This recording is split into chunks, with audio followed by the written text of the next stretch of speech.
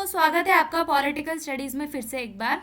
Western political series में अभी हम थॉमस हॉब्स को कवर कर रहे हैं और थॉमस हॉब्स का दो वीडियो इससे पहले बना चुके हैं।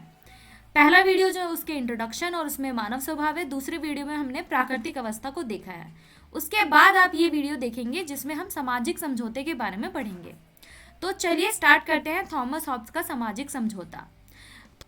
तो सामाजिक समझौते में हम देखते हैं कि लोगों ने इस प्राकृतिक अवस्था जिसे युद्ध की अवस्था माना से बचने के लिए व्यक्तियों ने क्या किया, एक साथ मिलकर एक समझौता किया।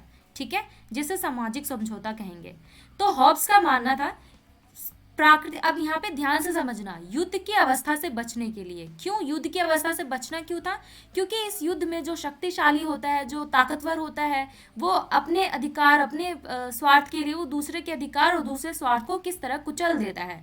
तो इससे क्या होता है, जिसकी लाठी उसकी भैंस वाला एग्जाम्पल मैंने लास्ट वीडियो में दिया था। इससे क्या होता है कि जो ताकतवर होता है वो वही सरवाइव कर पाता है। तो यहाँ पर उन्होंने समस्या का समाधान दिया है कि सभी लोगों के सरवाइव करने के लिए क्या करना चाहिए, सभी व्यक्तियों को मिलकर एक समझौता कर लेना चाहिए। और हॉब्स का मानना है कि इस समझौते में, इस सामाजिक समझौते के दिमाग में सोचा हुआ एक विचार है। यह कल्पना है कि ये केवल सैद्धांतिक और ऐतिहासिक सिद्धांत है, वास्तविक नहीं है, क्योंकि कभी भी इसका व्यावहारिक प्रयोग नहीं किया गया है। ठीक है, तो ये थॉमस हॉब्स की सामाजिक कल्पना है। ठीक है, और उनका क्या है, एक विचार है। तो इस प्राकृतिक अवस्था में हर व्यक्ति अपना अधिक से अधिक सुख बढ़ाना चाहता है और वह उसके पीछे भागता रहता है, परंतु उसे यह सुख आनंद प्राप्त नहीं कर सकता क्योंकि वह भय, डर और युद्ध की अवस्था में है।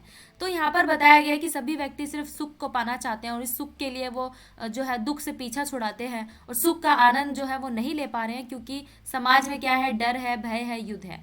तो इसी कारण व्यक्तियों ने मिलकर क्या कर लिया, अपने सुख को बढ़ाने के लिए, अपने सुख की प्राप्ति करने के लिए उन्होंने सामाजिक समझौता किया।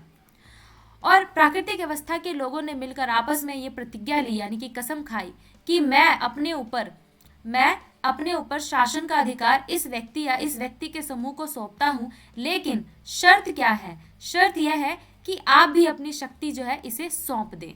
ठीक है, तो मतलब कि सभी लोग मिलकर एक टीम बनाकर क्या करेंगे, एक व्यक्ति को अपनी सारी शक्ति दे देंगे। वो शक्ति कि ये व्यक्ति जो होगा इस शक्ति का प्रयोग करके हमारे अधिकारों की, हमारे सुरक्षा करे, हमारे प्राणों की सुरक्षा करे।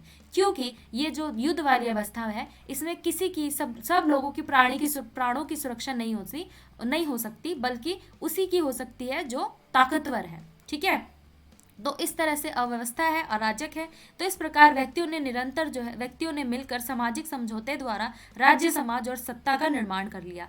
क्यों निर्माण किया? अपनी सुरक्षा के लिए। किसके लिए? अपनी सुरक्षा के लिए।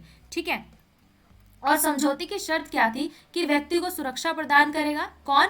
जिसको शक्ति सौंपी जाएगी वो व्यक्ति को सुरक्षा प्रदान करेगा, सुख, शांति और दुख को कम करने की कोशिश करेगा वो व्यक्ति जिसको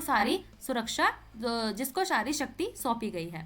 ठीक है, तो हॉब्स जो है इसको पूरा करने के लिए निरंकुश सरकार की कल्पना करते हैं। निरंकुश सरकार, अब यहाँ पे निरंकुश सरकार की बात इसलिए की गई है क्योंकि अगर कोई व्यक्ति बहुत ही ज्यादा, हमारा समाज, हॉब्स बताते हैं कि प्राकृतिक अवस्था है ऐसी अवस्था जिसमें सभी व्यक्ति जो है अपने अपने अधिकारों के लिए चिंतित हैं। क्यों चिंतित हैं?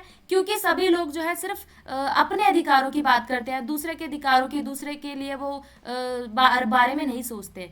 तो ऐसे स्वार्थी लोगों को एक साथ रखने के लिए, उनको प्रतिबंधित करने के लिए कुछ ऐसे ताकतवर शासक की या ताकतवर सरकार की जरूरत होगी जो इनको कंट्रोल कर सके, है ना। अगर ताकतवर नहीं होगा तो फिर वो कंट्रोल नहीं हो पाएंगे और सभी लोगों की सुरक्षा जो है वो नहीं हो पाएगी। तो जो लोग समझौता करते हैं वो सारे अधिकार त्याग कर किसी एक व्यक्ति या व्यक्ति के समूह को सौंप देते हैं और एक प्रभु सत्ता की रचना करते हैं। वो संप्रभु जो फ्री होगा, एब्सोल्यूट होगा कुछ भी करने के लिए। क्यों करने के लिए? इन व्यक्तियों की जिन्होंने अपनी शक्ति सौंपी है उनकी रक्षा करने के लिए फ्री होगा। और सामाजिक समझौता करते हुए व्यक्ति अपने सारे अधिकारों को त्याग देगा। ठीक है, केवल एक अधिकार को छोड़कर, जो है आत्म सुरक्षा। यानी कि उन्होंने ये बताया कि एब्सोल्यूट जरूर होगा, लेकिन ये एब्सोल्यूट इसलिए होगा, ये एब्सोल्यूट इस हद तक होगा कि ये, अगर मान लो किसी व्यक्ति ने, यहाँ पर देखो, अगर किसी व्यक्ति ने किसी अन्य व्यक्ति की अधिकारों के और किसी अन्य व्यक्ति को प्राणों को छीन लिया, ठीक है, तो वो जो है, वो जो राज्य है, वो जो जो सामाजिक समझौते के द्वारा जो भी शक्ति का निर्माण किया गया है, जो राज्य है या समाज है, तो वो उसको पनिशमेंट देगा। क्यों? क्योंकि किसी को राइट नहीं है, ये प्राकृतिक जो अधिकार मिला है जीवन का, सबको राइट है कि अपने जीवन की रक्षा कर सकते हैं। किसी को ये अधिकार नहीं है कि आप दूसरों के अधिकारों की और दूसरों के प्राणों की आहुति दे दो और उसे छीन लो उसके, क्योंकि सभी को राइट मिला हुआ है, तो आप किसी को किसी के अधिकारों का हनन नहीं कर सकते हो, ठीक है। तो इसलिए वो जो हमने बनाया था सामाजिक समझौते के द्वारा, जो समाज बनाई थी, जो सरकार बनाई थी, उसको ये करने के लिए बनाया है ताकि वो सभी लोगों को, ऐसे निरंकुश लोगों को कंट्रोल कर सके। और वो तभी कंट्रोल कर पाएगा जब उसके पास एब्सोल्यूट पावर होगा, और एब्सोल्यूट पावर यानी कि अत्यधिक शक्ति, और उसको कोई रोकेगा नहीं। और ये जो शक्ति तभी काम करेगी जब सब लोग इसका मिलकर पालन करेंगे, है ना। अगर सब लोग इसके कानूनों की, अब इसके द्वारा बनाए गए कानूनों की बात ही नहीं मानेंगे, कानून को पालन नहीं करेंगे, तो ये फिर ये जो राज्य सरकार, जो ये समाज बना, ये किसी काम का नहीं होगा, है ना। तो इस प्रकार जिस सत्ता और सरकार या राज्य समाज का निर्माण होता है वह निरंकुश होगी, क्योंकि नागरिकों को सत्ता से असंतुष्ट होने पर समझौते को भंग करने का अधिकार नहीं है, क्योंकि समझौता भंग होते ही वह प्राकृतिक अवस्था में दोबारा चले जाएंगे, और जिसे युद्ध की अवस्था कहते हैं। तो उन्होंने बताया कि ये जो असंतुष्ट होने पर भी राज्य जो है, व्यक्ति जो है, इस राज्य और समाज को भंग नहीं कर सकता, क्योंकि जैसे वो भंग करेगा वो दोबारा से प्राकृतिक अवस्था, युद्ध वाली अवस्था में वापस चला जाएगा। फिर फायदा क्या होगा इस सामाजिक समझौते का? हॉब्स के अनुसार विद्रोह का केवल एक ही आधार है, वो है आत्मरक्षा। हॉब्स कहते हैं अगर आप राज्य को, सरकार को तभी विद्रोह कर सकते हैं जब आपकी प्राण की रक्षा नहीं कर पा रहा। तो आपको आत्मरक्षा की अधिकार के लिए सर्वोपरि मानते हुए आप जो है इसका विरोध कर सकते हैं।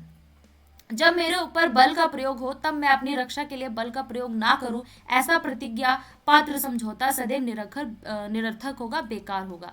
आत्मरक्षा के लिए उन्होंने ये तर्क दिया है कि मेरे ऊपर अगर कोई फोर्स करेगा तो मैं अपनी रक्षा के लिए क्यों ना यूज करूं वो फोर्स, ठीक है। और अगर मैं नहीं करूंगा तो फिर वो निरर्थक होगा, बेकार होगा।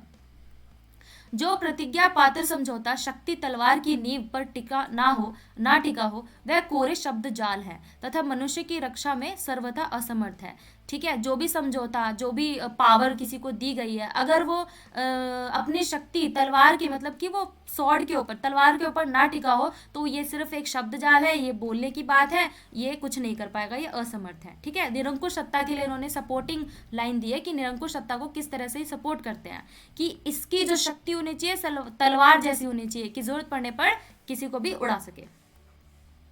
चलो, तो आज के वीडियो में हमने देखा किस तरह सामाजिक समझौते का निर्माण हुआ है।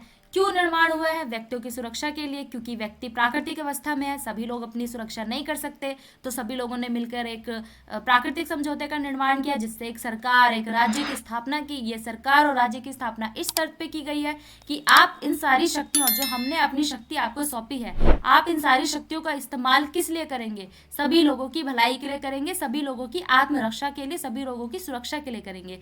तो हॉब्स का जो ये सामाजिक समझौते का निर्माण है, आशा करती हूँ आपको समझ में आया होगा। और ये सामाजिक समझौता जो है उसी तरह है, जहाँ अभी आज वर्तमान में संविधान कैसे हमारे अधिकारों की रक्षा करता है, वैसे ही ये सामाजिक समझौता उस टाइम पे बनाया गया था। ऐसा सोचा गया था कि ये सभी लोगों की सुरक्षा करेगा, ठीक है।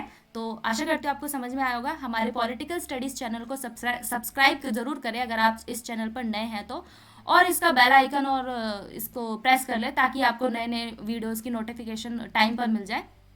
और मिलते हैं नेक्स्ट वीडियो में, और वीडियो को लाइक और शेयर जरूर कर देना। और कुछ भी समस्या आ रही है तो कमेंट जरूर करना, और हमसे जुड़े रहने के लिए हमारे तमाम सोशल मीडिया साइट्स पर आप हमसे जुड़ सकते हैं, और इन सभी के जो लिंक्स है वो डिस्क्रिप्शन में दे रखे हैं, तो आप हमसे जुड़े रहिए। Take care, bye bye.